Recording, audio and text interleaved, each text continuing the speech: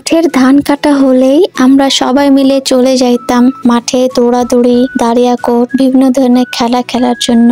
তাই ছোটবেলার সেই স্মৃতিগুলোকে নতুন করে স্মৃতিচারণ করার জন্য আমরা তিনজন মিলে চলে গিয়েছিলাম মাঠে। তো হ্যালো গাইস, আসসালামু আলাইকুম, this is Afsana Popy, welcome to my another video. এই তো আমরা চলে আসছি ফিদালি মাঠে, আর দেখতেই পাচ্ছেন অনেকগুলা ক্ষেতের এখনো ধান কেটে রাখা আছে।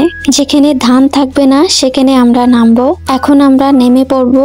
নামার জন্য একটা আইল পাইছি, এই আইল ধরেই আমরা চলে যাব মাঠে। আমরা যারা শহরের কোলাহলে বড় হয়েছি তাদের খেলার জন্য কোনো জায়গায় ছিল না, সেজন্য মাঠের ধান কাটা হলেই ছোটবেলায় চলে যেতাম সবাই মিলে খেলার জন্য। এই তো আমরা চলে আসছি, আর দেখতে পাচ্ছেন রোদ একেবারে আমাদের মুখে পড়তেছে, আর অনেক সুন্দর লাগছিল এই সময়টা। এখানে এই মিষ্টি মিষ্টি রোদে পিকও অনেক সুন্দর আসতেছিল।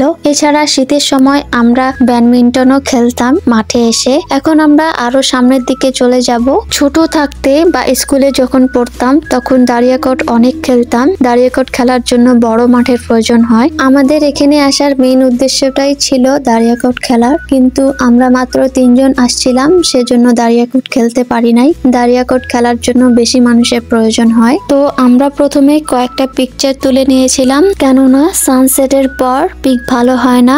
রোদ থাকতে পিক যতটা সুন্দর হয়, রোদ চলে গেলে পিক ততটা ভালো হয় না। তাই রোদ থাকতে আমরা একটু ছবি তুলে নিয়েছিলাম। এরপর শুরু করে দিলাম আমরা আমাদের পাগলামি, মানে খেলাধুলা। প্রথমে আমরা একটু ঘোরাঘুরি করলাম, তারপরে দৌড়াদৌড়ি করলাম, আর দৌড়ের একটা কম্পিটিশন করছিলাম, সেটা তো আপনাদের সাথে শেয়ার করলামই। আর ছোটবেলা থেকে আমি সহজে কারোর সাথে মিশতে পারতাম না। একবার কারোর সাথে মিশে গেলে সেই জানতো যে আমি কতটা চঞ্চল। কিন্তু এখন ছোটবেলার পুরাই উল্টা। এখন আমি সহজে সবার সাথে মিশে যাই, সহজে সব পরিবেশে খাপ খাইয়ে নেই। যাই হোক, আপনাদের সাথে কথা বলতে বলতে আমাদের খেলাধুলা প্রায় শেষ। তোমরা কে কে মাঠে এসে খেলাধুলা করেছো বা দাঁড়িয়াকোট খেলেছো তা অবশ্যই আমাকে কমেন্টে জানাবা। এই তো আমাদের খেলাধুলা শেষ, এখন আমরা চলে যাব সামনের দিকে। এখন সানসেট হচ্ছিল, তাই আবারও আমরা কয়েকটা পিকচার ক্লিক করে নিচ্ছিলাম। এরপর আইলের উপর একটু দৌড়াদৌড়ি করতেছিলাম। অনেক দৌড়াদৌড়ি করলাম, তাই হাফসে গেছিলাম আমি। তোমাদেরকে সুন্দর একটা ভিউ দেখাই।